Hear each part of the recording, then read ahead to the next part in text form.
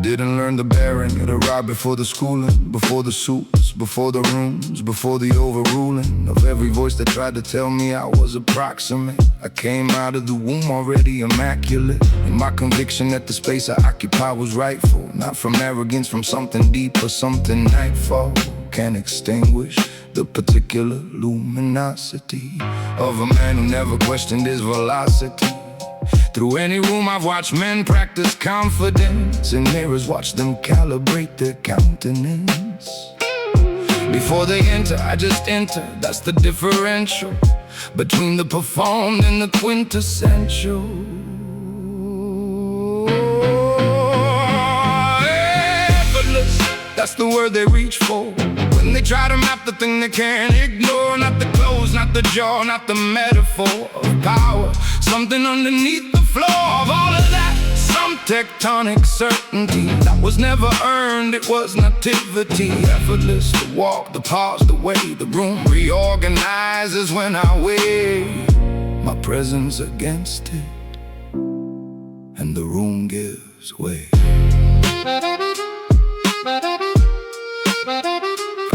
The men who try to arbitrate their own uncertainty in every overcalculated gesture, every immaturity of the ego that requires constant gratification. From the room I require nothing, no validation, no applause, no second glance to anchor my position. I am positioned by the simple act of volition, of showing up completely without armature or method, without rehearsal, just a man unweathered by the need to be received in any particular fashion. That's the paradox they never study with compassion, that the man who needs the least is given everything most freely, while the ones who chase the room run after it unseemly. Effortless, that's the word they reach for when they try to map the thing they can't ignore. Not the clothes, not the jaw, not the metaphor of power. Something underneath the floor of all of that, some tectonic certainty that was never earned, it was nativity. Effortless, the walk, the pause, the way the room reorganizes when I weigh my presence against it, and the room gives way.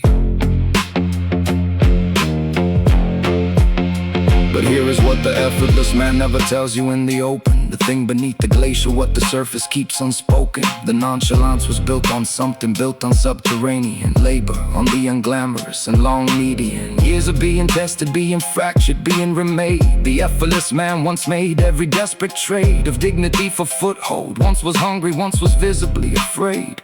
Once showed the room too much, watch the divisibly cruel machinery of judgment process what he showed, and learn with every increment to compress and to encode the whole interior into something sovereign and unreadable. What looks like born is alchemized, and that's the part they never see. The chat, their word, their internet abbreviation for something older than their platform, something primal, something Grecian. And in its appetite for the man who walks without apology through the marketplace, who needs no eulogy of his own virtues, who lets the evidence precede him, not the curated kind, the kind of rooms collectively concede him. Simply by adjusting when he enters, that's the oldest human recognition, that some men arrive the boldest expression of themselves without a single word of introduction. I was that before the word, before the reproduction of the concept in the meme. I was the archetype they borrow from the streets, from rooms like these, from everything I hollowed out and rebuilt into something that required no announcement. I am the progenitor, they're just the pronouncement. Room goes quiet, not because I asked, but because the quiet is the room's first task. When something undeniable walks through the door, I didn't learn this, I didn't rehearse this, I just am this, nothing more.